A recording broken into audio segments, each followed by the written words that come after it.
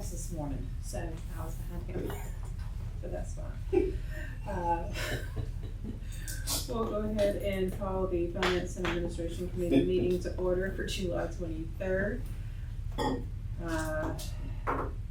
Well, at the OMB, we had one Peoples present. I was there, but I don't see anybody from public today unless one would like to say anything. All right. So we'll move on past public session, presentation, discussion items, update on current projects. All right, in your packet, you'll see 4 individual sheets today. 2 that kind of closes out FY '24, which are the 2 in the back, and then 2 in the front are ones that I put together for this current year. So that's why we don't see very much on as far as progress goes. I put those together for the OMP committee and just use the same sheets for the day. So it may have maybe a few things that are updated that aren't documented on there or have taken place. But I'll touch on a few projects. Flat Rock Pump Station. That station now, we'll refer to it as Duck Pond for asset management purposes. And it went online a couple of weeks ago. We have received the partial permit to operate from the Department of Environmental Services, former DHEC. I believe that was early last week, if I remember correctly. So it is in operation, and hopefully once all the punch list items get taken care of and we get the as-built drawings from the engineer, we'll be able to get that final permit to operate for that. The consent order, SSES rehab 2023, as that's how it's listed on the sheet, which is on the green and white sheet, that we had received the go-ahead from RA last week to advertise that project for bid, which is a pretty large conveyance system rehabilitation project, with the bulk of that focused on the southern portion of the line, serving Westminster. So the Chostoa Pump Station Basin, all that vitrified clay pipe leading to that pump station will be rehabbed, as well as, I think it's a 15-inch diameter sewer that ties into this Conaroxco trunk sewer system. Will be primarily, I think it's trenchless technology, CIP, grid place pipe.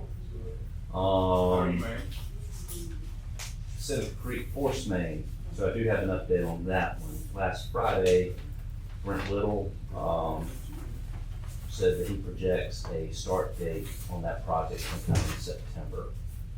So I'm imagining we'll have a pre-construction meeting with him sometime late August, early September as of right now.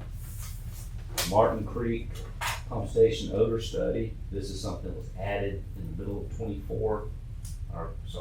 '24. And the report looks like this. And this is due to odor issues that we've had over coming from the Martin Creek. And then Ms. Myers heard all this last week, but just to bring everybody else up with what this is. For years, predating my time here, there have been odor problems over at I think it's a Family Dollar store, Valleyland Quick Stop, over at the intersection of Friendship Road and Wells Highway. And it's caused degradation to the pipe, terrible odors downstream on the gravity sewer. So we had decided we're going to add this in, we're going to find out what it is that we need to do to fix it, because we've got, I don't know what we're going to have to do to the line underneath Friendship Road that we have. We can't that pipe is degraded so much internally that when we tried to clean it several years ago, we weren't able to get a camera through it or the head of a jetter through it, because I think that's a 15-inch gravity sewer, but it's a metal pipe, and there's so much percolation that is formed inside that pipe that it's reduced the diameter of that 15-inch down tightly to where you can't get through it. So eventually we're going to have to do something with that, but it's useless to go ahead and do something now without figuring out what the problem is caused to begin with. So we did this study, and we've been feeding bleach, sodium hypochlorite, over at that pump station for a number of years. And sometimes it's effective, sometimes it's not. You have to tinker with the dosage of it. But what the recommendation is about $1 million worth of a chemical feed installation, which is gonna have to go through the permitting process with DHEC to be the permanent fix for that area. So they looked at 4 possible solutions. Bleach was not a recommendation that they had on the scale of magnitude that we need. The capital costs $945,000 or so, with an annual operating cost, which includes the chemical, of between $45,000 and $55,000. So no action to be done with this one, but now at least we have thought or a recommendation as to what direction we would need to go. And again, whatever the decision is, would have to go through DHEC for a construction permit and a permit to operate. And then On that one real quick. Yeah. Because I'm not real familiar with where the odor areas are. Is the odor around homes and businesses? Is it? so it's around who's it primarily affecting? primarily businesses. But this, and Mr. Mulder may remember this, I don't know, it may have been about the time you were coming on the board, maybe not long after, but Norm may remember this because I think there was an article or 2 about it in the paper, that the Family Dollar store, they had to shut down in years past because the odor over that way was so bad. Am I remembering this correctly? Yeah, Norm? that's what They've had to close the door. So that was, so what we have up there is kind of a combination. And what road is that? Or where is that? So if you take Wells Highway all the way around, you get to a 4-way stop, and is it Oak Street, or what's the street with Seneca? Walnut Street. There's a 4-way where the Bandyland, now it's a Texaco gas station is. At that intersection is right where this happened, where we're getting. So we've had calls over the years from Family Dollar. But there's more residences going in that general area too. Yeah, further up. Is that on the east side of the landfill? Yes, between where we're having the odor is between the landfill and the gas station. Yeah. If Most you of go, the residences are closer to Oak Street, further down. yeah, if you go Which over I mean, there's more residents in that area, but it's not that close. there's a piece of property that's over there for sale now, and I've had a call about somebody possibly looking at, an inquiry about potential And that Al subdivision or property. something like that. And Al Shavik and then own all that land behind Family Dollar. Jack and Al Shavik, I think Yeah, they I'm own not all that. sure who has it, but the most of the housing that's built now is taking place between the gas station and 123, which is on that downslope. So I don't anticipate problems. And I drive home that way every day, and sometimes I drive here. Just blame it on the landfill. Well, this one is pretty. This one you County's kind got more money than we do. Blame it on them. So, the problem is on that between the landfill and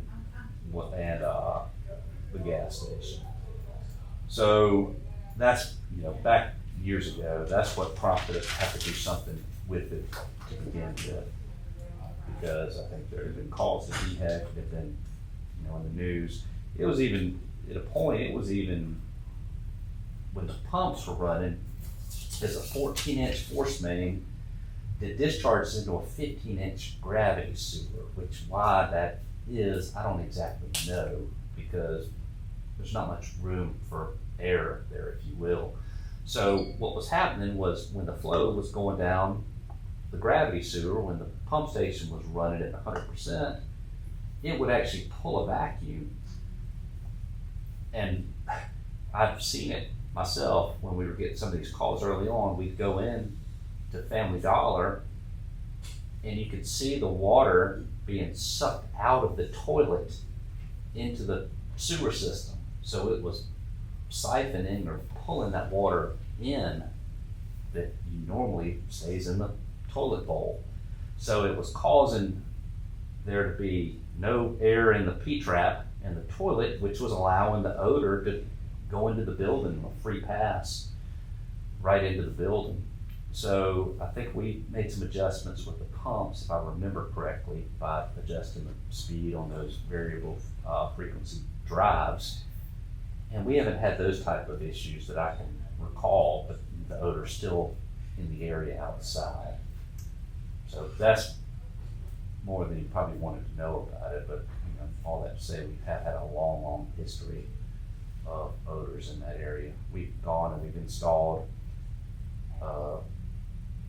a filtration system inside the manhole itself. Kyle, that's something that's kind of new to us. I think it's got a changeable carbon type of a system, filtration system. Every few months you go in there and you replace the media, and it supposedly will help in that area. We'll see how it does over the time, but I haven't noticed the odor over there in a good while. But maybe those things are working, but I know we're dosing right now higher than we have before with bleach at about 15, I think it's around 15, 16 gallons per day. And the problem is only manifesting itself in the force main. So in the wet well, we're not having the issues, so it's being created in the force main itself. And then lastly, just a Sewer South update, because we had said, and this was by the engineer feeling strongly that this would be the case, we thought and were told that that facility would be online by now, by the end of June. Well, it's not. It's when they began doing the startup and drawdown testing of the Welcome Center pump station, they noticed they weren't able to convey as much water as the station was designed to handle. So they began looking and trying to figure out what the issues was, and they ruled out that there was an issue with the pumps and the pump station itself. They determined that there's air in the line. There was a couple of high pockets or high routing of pipe where air had created a blockage essentially in there that reduced and restricted the flow. So they went and installed a couple of air release valves in the line, and those helped, from what I understand, they helped tremendously. But they're still around 35 gallons per minute away from the design point for both those stations. So they think that there's one other area where they need to go and install an ARV, and that hopefully will correct that issue. Then they'll be able to go and do the final test and go to DHEC, get that partial permit to operate. And at that time, once we get that, then the conversion from the treatment plant at the Welcome Center and having it tie in to the new pump station there can begin.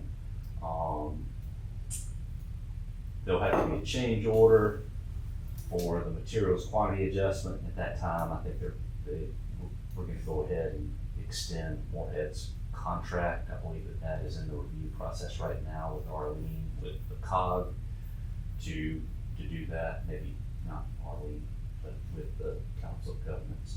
But back, 2017, I'm going to go back now, so I'm going to shift a little bit. The only concern that I ever had, and that we have had ever since then when it came to operating anything to do with wastewater down along the interstate, had to do with hydrogen sulfide. And basically the exact same thing that we knew we're going to be dealing with here, have been dealing with. Primarily because we're talking about a 10.5-mile force main from Golden Corner to here, and then you've got 2 force mains that are with the Sewer South Phase 2 that are they're fairly long and fairly large diameter because they're meant to serve a regional area. So while we were looking at this study, and this is something that was shared with the O&P, I'm not going to talk about it now, but just to mention, and I spoke to Ms. Brock about this last week and shared this with her. The Welcome Center, on average, uses about just under 10,000 gallons a day of water, according to Pioneer. If that's the only customer that we have for any period of time, to get that water from the Welcome Center to the treatment plant is a total of about 31 days that it's gonna be sitting in force main. So I asked Will Nading, the engineer that helped us with this, what would be optimal? At what point would you want to have the force main turn over before you would stop having concerns about the creation of hydrogen sulfide? And while every case is going to be different, his thought is that it needs to turn over about every 6 hours at the most. So for the Welcome Center area and the pump station that it feeds into, those two force mains combined, we would need in the neighborhood of about 315,000 gallons for that to happen. But then when you get to Golden Corner, you're gonna need on the magnitude of close to 1 million gallons for that, for up here, so that we don't have those issues, or we lessen those concerns of having those issues. So we've long known or felt that we would need some type of chemical feed down that way as well. Now, there was talk at the time about us possibly doing a pump and haul from Golden Corner until we were able to get flow up enough to be able to force it up here and have it turn over more frequently. But DHEC would not allow that. They stated that you built a pump station, the pump station can be used as a pump station, so pump and haul is not an option for you. You're to use it as is. So in preparation for what we may experience up here and potential odor problems that we're gonna have here at the plant, as well as down in the kind of the heart of the village of Fairplay and at exit 2, I went ahead and let Ms. Brock know that we have these concerns, but we don't know the extent of what to expect until we get that system up and going. So she's aware of it, and I filled your ear on the project, but that's all I have. So I'll be happy to answer any questions about any of these or any of the ones on the sheet from last year or this year. Any questions? We'll move on to the review of the June and fiscal year 2024 financial report. All right, thank you. So Ms. Stevens sent this out by email to the board and the mayors, I believe, too. Is that correct? On the 18th of July. And this report, which is in your packet, is for June 2024, the last month of the fiscal year. So we still have some invoices that we're receiving that will be paid for out of last year's funds. So this document, we have it listed as provisional year end. So once we do close this out, which will be soon, and I anticipate it to be done before the board meeting next month, we'll take the final report to the board and have it approved by the board as a whole, which is what we did last year and then before in years past as well. So any questions about that or anything in the report itself?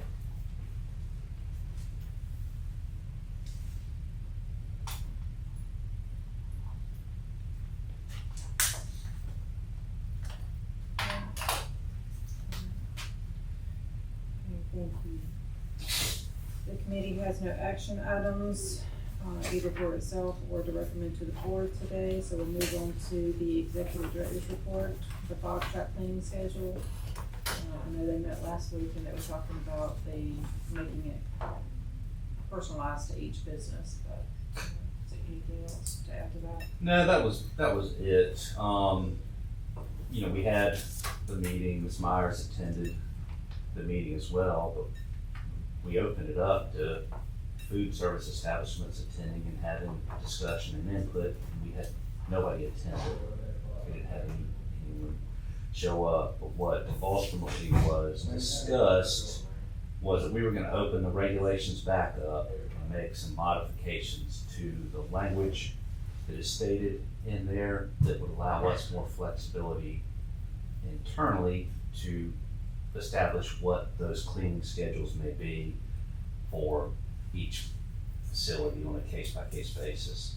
That would give us flexibility to not only allow them more time than possibly 2 weeks, if it can be determined that they can go that long without having to clean it, but it also would allow us the flexibility to have them clean it more frequently than once a week for these situations where, and with this, I'm thinking of like a downtown area where it's landlocked, there's no place to put an outside interceptor, and the only option may be to have these so-called quote-unquote under the sink units, that we could allow those to be put in those places, but they may just have to clean them more than once a week, twice a week, 3 times, whatever the case may be.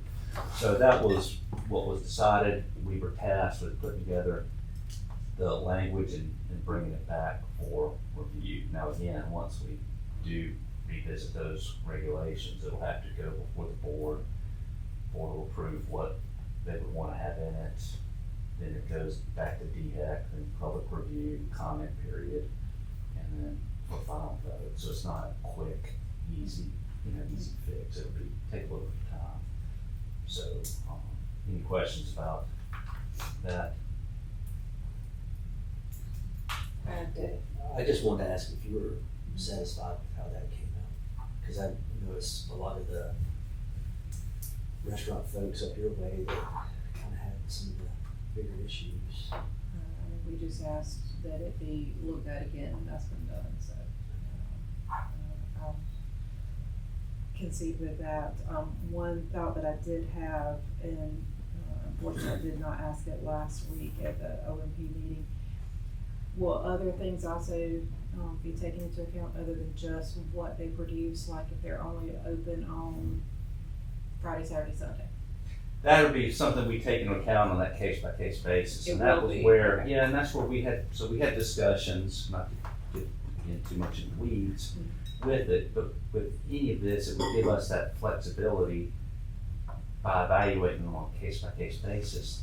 The discussion came up as to possibly issuing them a permit, and that permit would have in there conditions, much like we do, except not on the huge scale that we do as an industry, but it would have conditions stated within it for each location, that if it's a place open just, a few days a week, then that, it may be that they could go longer. If they're open 24 hours a day, it may have to be that they have to be cleaned more frequently.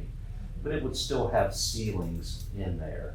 And I know that we had a gentleman in the back at that last presentation that kind of called me out, I think, and said that all these are vented, you're not gonna have hydrogen sulfide issues. Well, I didn't state this, but hydrogen sulfide is heavier than atmospheric air.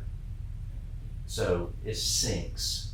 So it's not necessarily gonna be vented out of the roof. It's gonna still stay contained within the trap or flow through, gravity has an air component in the wastewater system too.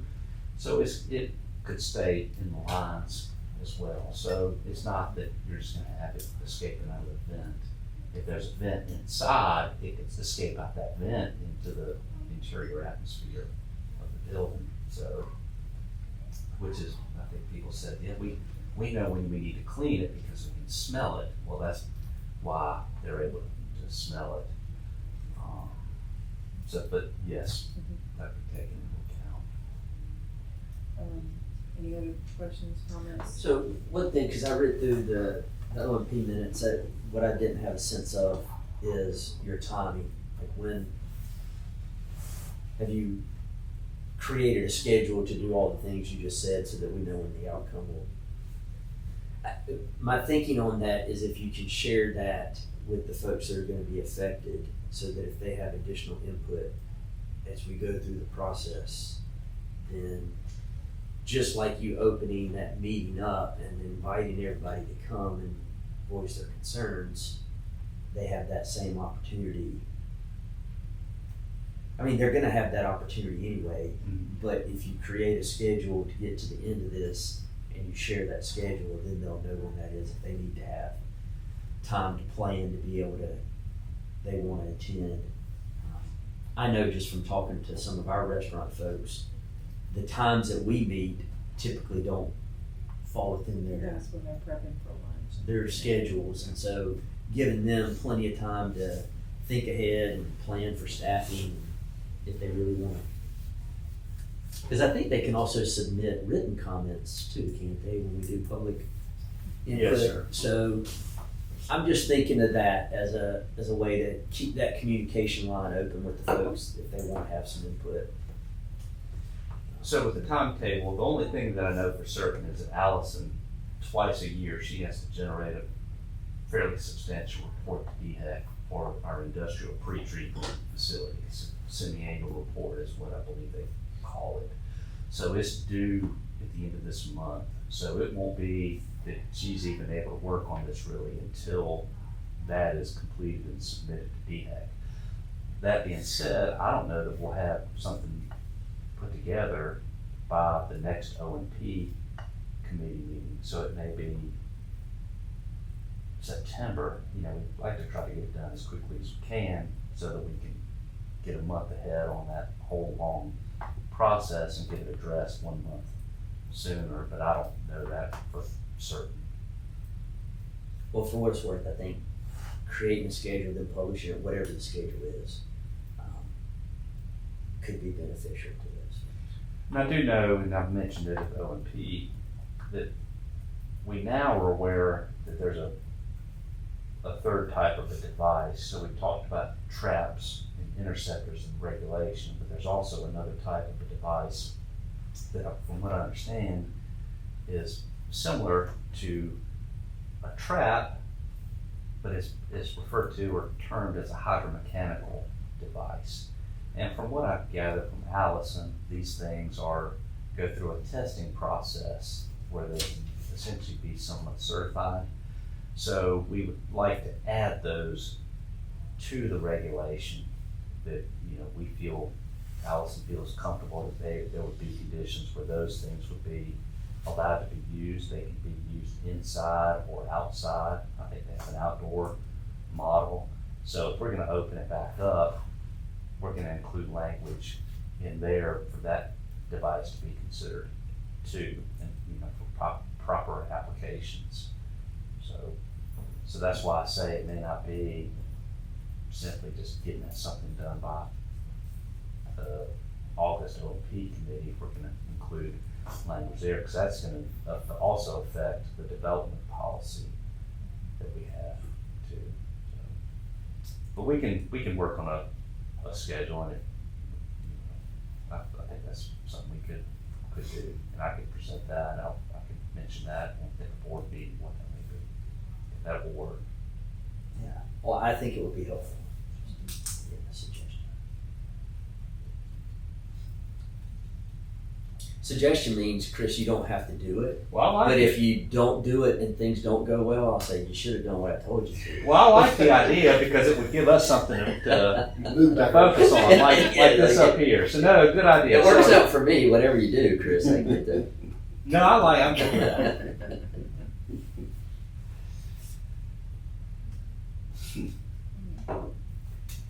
And that's all I have regarding the fog trap cleaning schedule.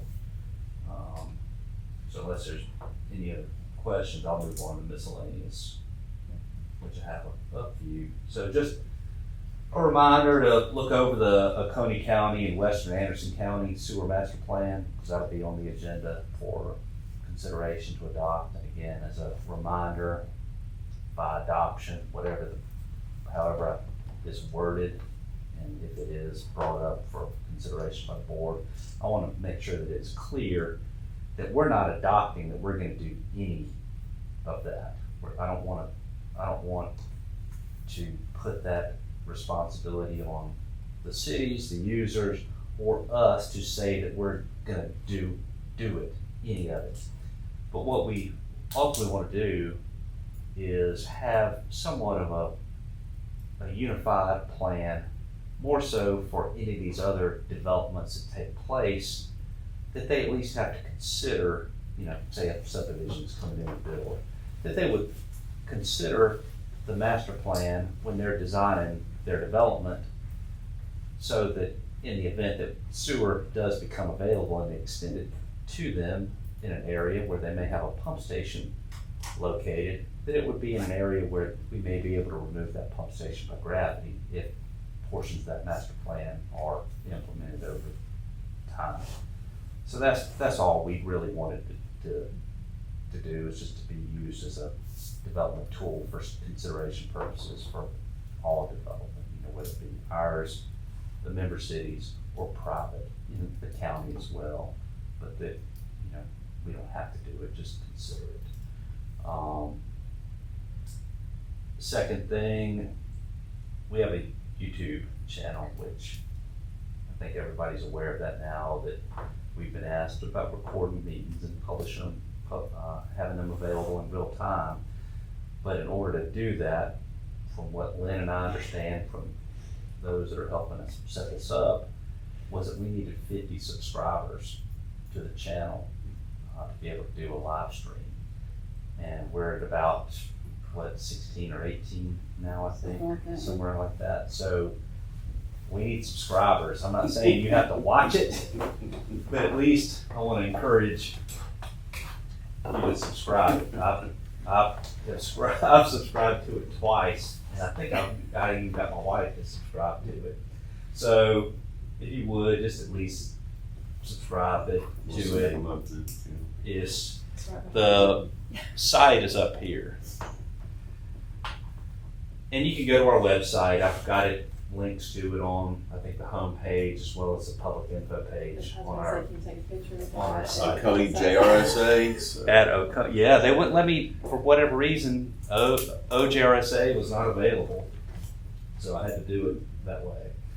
I met with Ms. Brock last week regarding the agreement discussion that we had at the last board meeting.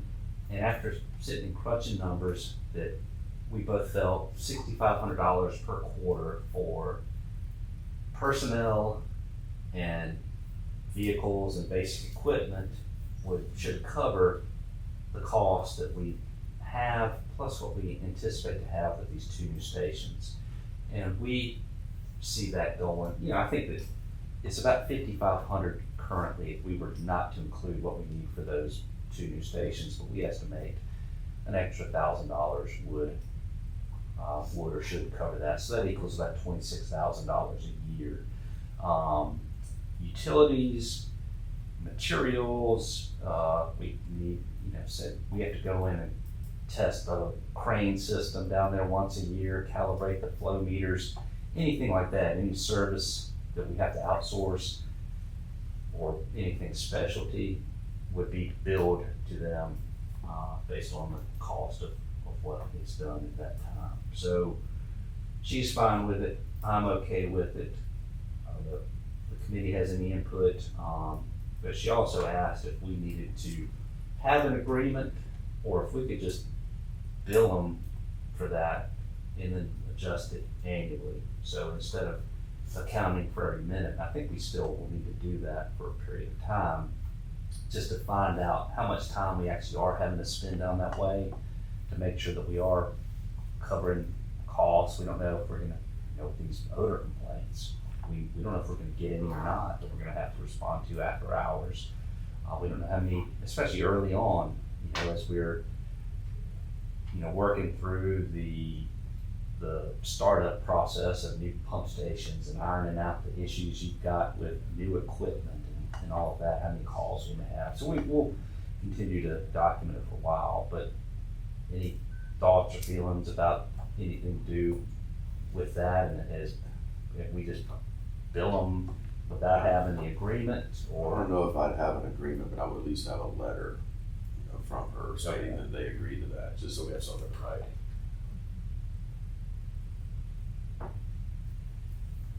Especially since you mentioned you may have to adjust it depending on after y'all start. And that should cover any time that I have involved with it too, reviewing plans for phase 3, which is to get the sewer to exit 4. So, which I think, is nearing completion of that design process, so we'll be moving into permitting and everything else sometime soon, I do believe. But I feel that should cover what we have here, so I'll do that. Lastly, and this is something it's been brought up to me before on the phone. I don't know if y'all have had inquiries about it before, but member of the public, and I think it was one of the food service establishment folks brought it up last week, so we're gonna bring it to this committee here, about having commissioners' phone numbers, mailing addresses, email addresses available on the website so they can communicate with you guys. I think somebody brought it up at the meeting last week. Everybody good with that being put on our website as far as commissioner contact information? And if so, I guess we'll need to know what to put out there, what you want out there. The word. It's hard to get out there anyway. So, Same. everybody good with that? I guess Marty and David are the two that really don't already have kind of everything public facing anyways. I prefer you guys what you know. Did you have a OJRSA email or do you use your own? Oh, use mine. Use the company's actually. So just something to think about. If you do want to make some changes with that, let us know, and then I'll wait and figure out what to do with it. And that's all I have. Bless you. You want me to make a little paper that you guys can do at the board meeting to write down what you I actually mean, want I on could there? send it to you, it's not Okay. that big of a deal.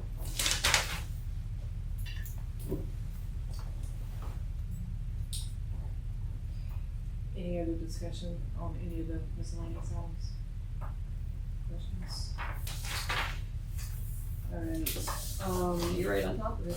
committee member discussion, any discussion by the committee?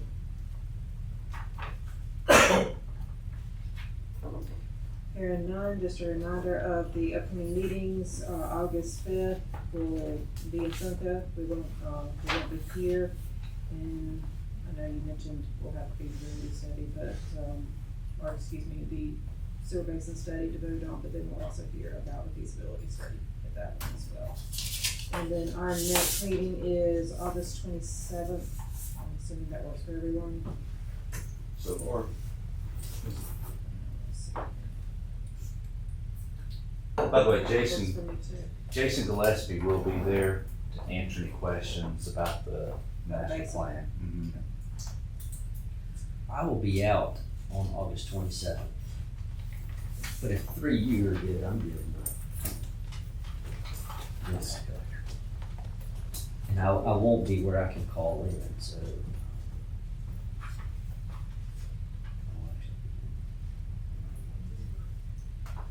I'm fine, you don't have to reschedule for me.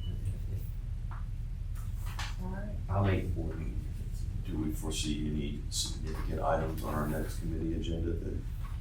The only thing I think that may be significant is if there's anything brought up in that feasibility study that needs to be discussed. And If it does, and that gets on our agenda, then we need to reschedule, so you can be here. I mean, if there's nothing significant, there's no need to reschedule, but I certainly, if there's something major, I want you to be here, so. Sounds good. So I'd asked, just to let you know, I don't know anything about what the recommendations are still, have no idea. But I asked Angie, so I really have I had two questions for her that I emailed her about yesterday, and I haven't heard back unless she's sent me a response back today. One is if she had any preference about the discussion, since we're gonna have the business part of the meeting, did she feel, does she wanna go early or have that at the end? My thought was just having her presentation following the, few business matters we were gonna discuss, and then having her there for as long as she needed, being available to answer questions. The other question I had was, was her recommendation gonna include forming any type of a special ad hoc committee internally or something else? So again, I don't know what the answer of that's gonna be, so. I would certainly walk through the business stuff first and then have her follow that, because I think once she presents, I think that's all anybody's gonna be thinking about and wanting to discuss. And that was my. Depending on what the presentation is, right? So I would certainly, let's walk through the business stuff and then let her close it out. And I'm asking her too, if there's gonna be any report or anything like that that's gonna be available in advance, or what, for me to share. So as soon as I hear some things, I will let you know. I do know she's working on the report because she asked me yesterday by text message what we officially refer to this facility as. She says she's seen it referred to by 4 or 5 different names over the years of the facility's existence. I did respond to her with that, so. Some you probably can't repeat.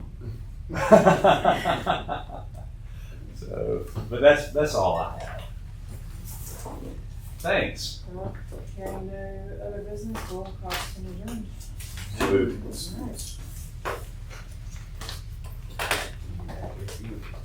Have a great week, You everybody. too. Are y'all getting in Philadelphia? No, we're 9 back. They keep winning, which I'd rather be where we are. You wanna take care? I don't want to be playing well now and jump out in front. I'd rather stay right where we are, under the radar, be comfortable, and then just hopefully start hitting our stride at the end of the season. We got a bunch of new players. Thank you, ma'am. So, You wanna go to Japan and see the Cubs and Dodgers with me next year?